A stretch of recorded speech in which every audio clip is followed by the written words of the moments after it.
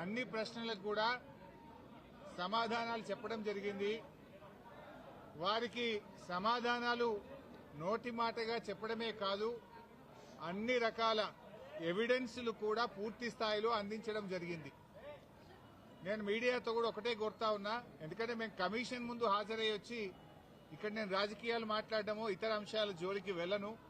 రాజకీయాలుంటే రేపు మాట్లాడుకుందాం, question and answers రేపు అడగండి, అన్నిటికీ ఆన్సర్ ఇస్తా. బట్ ఈరోజు ఎందుకంటే కమిషన్ ముందు ఏం జరిగిందో మీకు కావాలి, ఎందుకంటే ఐ కెనాట్ మిస్గైడ్. లోపల ఒకటి చెప్పి బయట ఒకటి చెప్పడం అనేది తప్పవుతుంది. లోపల ఏం జరిగింది, కమిషన్కు నేను ఏం చెప్పాననేటువంటి అంశాలు మాత్రమే మీ ముందుంచుతాను. మీకు మిగతా ఎన్ని క్వశ్చన్స్ ఉన్నా, ఎన్ని పొలిటికల్ గా కావాలన్నా రేపు మాట్లాడుకుందాం. Today I will not speak any politics. ముఖ్యంగా మొట్టమొదలు తమ్మిడిహట్టి నుంచి మేడిగడ్డకు ఎందుకు మార్చారు అనే దాని మీద చాలాసేపు డిస్కషన్ జరిగింది. దానికి నేను సవివరంగా సమాధానం చెప్పడం జరిగింది. ముఖ్యంగా కొత్తగా ఏర్పడ్డ తెలంగాణ ప్రభుత్వం తమ్మిడిహట్టి దగ్గరే దాన్ని కట్టడానికి అన్ని రకాల ప్రయత్నం చేశాము. నేను ఇరిగేషన్ మంత్రి అయినప్పుడు రివ్యూ చేసుకుంటే ప్రాణహిత చేవెళ్ల ప్రాజెక్టును 7 భాగాలు 28 ప్యాకేజీలుగా నిర్ణయించి టెండర్లు పిలిచి పనులు ప్రారంభించారు. హెడ్ దగ్గర పని స్టార్ట్ చేయకుండా తోకల దగ్గర పని స్టార్ట్ చేసిండ్రు. ఎక్కడైతే నీళ్లు డ్రా చేయాలో, ఎక్కడైతే తమ్మిడిహట్టి దగ్గర నుంచి నీళ్లు తేవాలో అక్కడి నుంచి పని ప్రారంభించకుండా ఎక్కడెక్కడో కాలువలు టన్నెలు తవ్వారు. సో నేను ఇరిగేషన్ మంత్రి అయిన తర్వాత రివ్యూ చేసి, మరి ఈ ప్రాజెక్టులో ఆల్రెడీ ఖర్చు జరిగింది కదా, దీన్ని కొనసాగించాలని అప్పటి మహారాష్ట్ర కాంగ్రెస్ ప్రభుత్వానికి మేము కన్సల్ట్ చేశాం. హసన్ మిష్రిఫ్ గారు కర్ణాటక ఇరిగేషన్ మినిస్టర్ గా ఉంటే ఆయన దగ్గరికి ప్రభుత్వం ఏర్పడ్డ నెల రోజులకే వెళ్లి, మీరు దయచేసి మాకు అనుమతి ఇవ్వండి, మేము ఇక్కడే మహారాష్ట్ర ప్రభుత్వానికి మేము కోరాం, దయచేసి మాకు అనుమతి ఇవ్వండి, మేము మా వాళ్ళు మాకంటే ముందున్న ప్రభుత్వం మరి తమ్మిడిహట్టిని నిర్ణయించుకొని ఆల్రెడీ పనులు ప్రారంభించారు, 28 ప్యాకేజీలకు టెండర్లు పిలిచారు, మమ్మల్ని ఇక్కడ కట్టుకోవడానికి అనుమతి ఇవ్వండి అని అప్పటి మహారాష్ట్ర కాంగ్రెస్ మంత్రి, నీటిపారుదల శాఖ మంత్రి హసన్ మిష్రిఫ్ గారిని కోరాం. ఆ మినిట్స్ ఆఫ్ ద మీటింగ్ కూడా కమిషన్ కి అందించాను. ఆనాడు ఇరిగేషన్ మంత్రిగా ఉన్నటువంటి మిష్రిఫ్ గారు చాలా స్పష్టంగా ఏం చెప్పిందంటే, మేము 7 ఏళ్లుగా ఇక్కడ కట్టడానికి ఒప్పుకోలేదు, మా రాష్ట్రంలో ధర్నాలు ఉద్యమాలు జరుగుతా ఉన్నాయి, మేము 152 మీటర్ల దగ్గర ఒప్పుకోలేము, ఈ విషయం మీద మా ముఖ్యమంత్రి పృథ్వీరాజ్ చౌహాన్ గారు మీ ముఖ్యమంత్రి కిరణ్ కుమార్ రెడ్డికి ఇప్పటికే లేఖ రాశారు అని ఆ లేఖ నాకు అందించారు. ఆ లేఖని ఇప్పుడు కమిషన్ దృష్టికి తీసుకుపోయాను నేను. ఆ లేఖలో ఏముందంటే, మీకు మీరుగా నిర్ణయించుకొని పనులు ప్రారంభిస్తే మీరు చేసే ఖర్చు, మీరు చేసే డబ్బు ఏదైతే ఖర్చు చేస్తుందో అదంతా వృధాగా మారే అవకాశం ఉంది అని పృథ్వీరాజ్ చౌహాన్ గారు మన రాష్ట్ర ముఖ్యమంత్రికి రాసిన లేఖను ఆనాటి కాంగ్రెస్ మంత్రి నాకు ఇచ్చారు. అంటే మీరు ఇట్లా పోతున్నారు, తప్పు అనే విషయం, ఆ విషయం కూడా కమిషన్ దృష్టికి తీసుకుపోయాం. ఎట్ ద సేమ్ టైం ఒక 5-6 మీటింగ్లు జరిగినాయి మహారాష్ట్ర తెలంగాణ మధ్య. 5-6 మీటింగ్లు మినిస్టర్ లెవెల్లో, ఇంజనీర్ల లెవెల్లో, ఫైనల్ గా ముఖ్యమంత్రి కేసీఆర్ గారు స్వయంగా మహారాష్ట్రకు వచ్చి మహారాష్ట్ర ముఖ్యమంత్రి ఫడ్నవీస్ గారితో జరిగిన చర్చల మొత్తం సారాంశాన్ని వారికి చెప్పే ప్రయత్నం చేశాం. ఎందుకంటే అనేక ప్రయత్నాలు చేశాం. మహారాష్ట్రలో కాంగ్రెస్ ప్రభుత్వంపై బీజేపీ ప్రభుత్వం వచ్చింది. అప్పుడు గిరీష్ మహాజన్ గారు నీటిపారుదల శాఖ మంత్రిగా ఉంటే 2015 జనవరిలో నేను వెళ్లి గిరీష్ మహాజన్ గారిని కూడా, మీరు ఎంత నష్టపరిహారం అడిగినా ఇస్తాము, దయచేసి మాకు ఉద్యమాల్లో నుంచి వచ్చిన ప్రభుత్వం, నీళ్ల కోసమే తెలంగాణ ఉద్యమం జరిగింది, నీళ్లే మాకు జీవాధారం, మాకు తమ్మిడిహట్టి దగ్గర అనుమతించండి అని గిరీష్ మహాజన్ గారిని కూడా కోరాం. ఆయన కూడా ససేమిరా అన్నారు.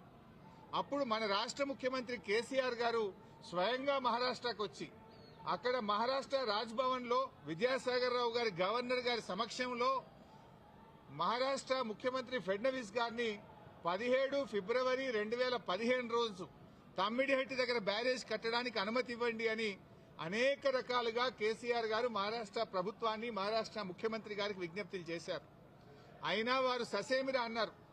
ఫడ్నవీస్ గారు మాట్లాడుతూ, మాకంటే ముందు 7 ఏళ్లు కాంగ్రెస్ ప్రభుత్వం ఉండే, 7 ఏళ్లు కాంగ్రెస్ ప్రభుత్వం తమ్మిడిహట్టి దగ్గర ఒప్పుకోనప్పుడు ఇవాళ నేను బీజేపీ గవర్నమెంట్ ఆ రోజు తమ్మిడిహట్టి దగ్గర కట్టొద్దని నేనే ధర్నాలు చేసినా, పోరాటాలు చేసినా. ఇవాళ నేనెట్లా ఒప్పుకుంటా? రాజకీయంగా అది ఎట్లా సాధ్యమవుతుంది? ఒప్పుకునే ప్రశ్నే లేదని ఆ రోజు కరాఖండిగా మహారాష్ట్ర ముఖ్యమంత్రి గారు కేసీఆర్ గారికి చెప్పారు. 7 ఏళ్లు మహారాష్ట్రలో కాంగ్రెస్, ఢిల్లీలో కాంగ్రెస్, మన దగ్గర కాంగ్రెస్, 3 చోట్ల కాంగ్రెస్ ప్రభుత్వం ఉన్నా తమ్మిడిహట్టి దగ్గర బ్యారేజీలకు ఒప్పించడంలో, అగ్రిమెంట్ చేయడంలో, పనులు చేయడంలో ఆనాటి కాంగ్రెస్ ప్రభుత్వం పూర్తిగా ఫెయిల్ అయింది. నాటి కాంగ్రెస్ ప్రభుత్వంలో ఉత్తమ్ కుమార్ రెడ్డి, కోమటిరెడ్డి వెంకటరెడ్డి, శ్రీధర్ బాబు వీళ్లే తెలంగాణ ప్రాంతం నుంచి మంత్రులుగా ఉన్నారు. మీరు పట్టించుకోలే, 7 ఏళ్లు మీరు చేయలే. బట్ అయినా మేము అన్ని రకాలుగా ప్రయత్నం చేశాం. ఇంత మధ్యలోనే, ఈ సమయంలోనే సెంట్రల్ వాటర్ కమిషన్ తమ్మిడిహట్టి దగ్గర నీళ్లు లేవు అని 2 లేఖలు రాసింది. 2 లేఖల్లో స్పష్టంగా అక్కడ నీటి లభ్యత తక్కువ ఉంది, మీరు ప్రత్యామ్నాయం చూసుకోండి అని మనకు కేంద్ర సిడబ్ల్యూసి మనకు చెప్పడం జరిగింది. అదేవిధంగా అదే సిడబ్ల్యూసి మీరు కట్టిన రిజర్వాయర్లు తక్కువ ఉన్నాయి, రిజర్వాయర్ల సంఖ్య పెంచుకోండి అని కూడా చెప్పింది. ఇవన్నీ లెటర్లు కూడా ఈరోజు కమిషన్కి ఇచ్చాం. సిడబ్ల్యూసి నుంచి వచ్చిన 3 లేఖలు ఈరోజు కమిషన్కి ఇచ్చాం. అప్పుడు కూడా కేసీఆర్ గారు ఒకవైపు మహారాష్ట్ర ఒప్పుకోవడం లేదు, రెండవ వైపు నీళ్లే లేవు. ఈ పరిస్థితుల్లో ఏం చేయాలని కేంద్ర ప్రభుత్వ సంస్థ వ్యాప్కోస్ కు కేసీఆర్ గారు మరి ఏం చేయాలో ప్రత్యామ్నాయం సూచించండి అని వ్యాప్కోస్ కు మేము ఇవ్వడం జరిగింది. వ్యాప్కోస్ ఎవరో అల్లాటప్ప సంస్థ కాదు, అది సిడబ్ల్యూసిలో అంతర్భాగము, కేంద్ర జలవనరుల శాఖలో అంతర్భాగము. ఆ వ్యాప్కోస్ కి ఇస్తే వ్యాప్కోస్ లైడార్ సర్వే చేసి డీటెయిల్డ్ గా ఎగ్జామిన్ చేసి మాకు మేడిగడ్డ దగ్గర నీటి లభ్యత ఉంటది, అక్కడ ప్రాజెక్టు కట్టుకోండి అని వ్యాప్కోస్ అనే సంస్థ చెప్పింది. ఆ వివరాలు కూడా కమిషన్ కి అందించాం. సో వ్యాప్కోస్ నివేదిక మేరకు, సెంట్రల్ వాటర్ కమిషన్ సూచనల మేరకు మహారాష్ట్ర ఒప్పుకోకపోవడం వల్ల మన ఇంజనీర్ల రికమెండేషన్ మేరకు ఆనాడు రాష్ట్ర ప్రభుత్వం నీళ్లు లేని చోట నుంచి నీళ్లున్న చోటకు మేడిగడ్డ ప్రాజెక్టుకు రూపకల్పన చేశాం. మీరు ఆనాడు నీళ్లు లేని చోట ప్రాజెక్టు ఇరికిచ్చే ప్రయత్నం చేసినారు. 7 ఏళ్లలో మహారాష్ట్రాన్ని ఒప్పించలేకపోయారు. అక్కడ వైల్డ్ లైఫ్ ప్రాజెక్టు కూడా ఉంది, చాప్రాల్ అనే వైల్డ్ లైఫ్ ప్రాజెక్టు కూడా తమ్మిడిహట్టి దగ్గర ఉంది. వైల్డ్ లైఫ్ ప్రాజెక్టుకు అనుమతి రావాలంటే 10 ఏళ్లు అవుతుంది. మరి పోరాటాల నుంచి నీళ్ల కోసం ఉద్యమించిన తెలంగాణ ప్రభుత్వం నీళ్ల కోసం మేము వ్యాప్కోస్ యొక్క ఆలోచన మేరకు, సూచనల మేరకు నీళ్లు లేని చోట మీరు ప్రాజెక్టు ప్రతిపాదిస్తే నీళ్లు ఉన్న చోటికి మార్చడం జరిగింది.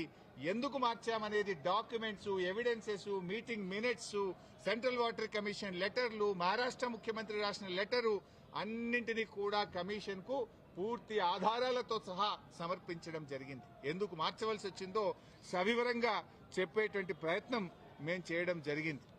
కాళేశ్వరం కార్పొరేషన్ కు కేబినెట్ అనుమతి ఉందా అని అడిగారు. కేబినెట్ అనుమతి ఉంది అని స్పష్టంగా వివరాలన్నీ కూడా అందించడం జరిగింది. అదేవిధంగా బ్యారేజీ లొకేషన్ మార్పుల గురించి కూడా అడిగారు. అన్నారం, సుందిళ్ల గురించి అది ప్యూర్లీ టెక్నికల్ డెసిషన్. ఇంజనీర్లు డీటెయిల్డ్ సర్వే ఆధారంగా దేశంలో అనేక ప్రాజెక్టులకు కూడా ఈ రకంగా మారుతుంటాయి. మన నాగార్జున సాగర్ కూడా మారింది, ఎస్ఆర్ఎస్పీ ప్రాజెక్ట్ కూడా మారింది. సో అది ఏదన్నా డెసిషన్ బ్యారేజ్ కొంత ముందుకు వెనకకు జరిగేది అది ఇంజనీరింగ్ డిపార్ట్మెంట్ తీసుకోవాల్సినటువంటి నిర్ణయాలు అనేటువంటి విషయాన్ని కూడా కమిషన్ గారు అడిగినప్పుడు మేము చెప్పడం జరిగింది. మొత్తంగా ఈ ప్రాజెక్టులో రిజర్వాయర్ల కెపాసిటీ ఎంత, నీటి నిల్వ సామర్థ్యం ఎంత ఉంది అని అడిగితే 141 టీఎంసీల సామర్థ్యం ఉందని చెప్పి కూడా మేము వారికి చెప్పడం జరిగింది. అదేవిధంగా కాళేశ్వరంను కొంతమంది ఇవాళ పిచ్చి పిచ్చిగా కూలేశ్వరం అని మాట్లాడుతున్నారు. మొన్ననే నేను ప్రజెంటేషన్లో కూడా సవివరంగా చెప్పాను.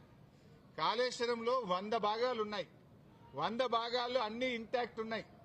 లైక్ ఇప్పుడు మనం మొన్న అనుకున్నట్టుగా 3 బ్యారేజీల్లో, అదేవిధంగా కాళేశ్వరంలో 16 రిజర్వాయర్లు, 19 సబ్స్టేషన్లు, 21 పంప్ హౌస్లు, 203 కిలోమీటర్ల గ్రావిటీ టనెళ్లు, 98 కిలోమీటర్ల ప్రెషర్ మెయిన్స్, 1531 కిలోమీటర్ల గ్రావిటీ కెనాల్స్, ఇవన్నీ కూడా ఇంటాక్ట్ ఉన్నాయి.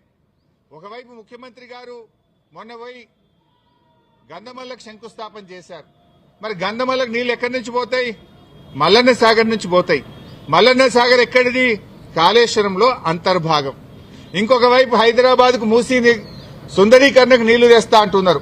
ఎక్కడి నుంచి తెస్తా అంటున్నారు? మూసీకి హైదరాబాద్ కు 30 టీఎంసీల నీళ్లు తెస్తామంటున్నారు. మల్లన్న సాగర్ నుంచి తెస్తామంటున్నారు. మల్లన్న సాగర్ ఎక్కడిది? కాళేశ్వరంలో అంతర్భాగం.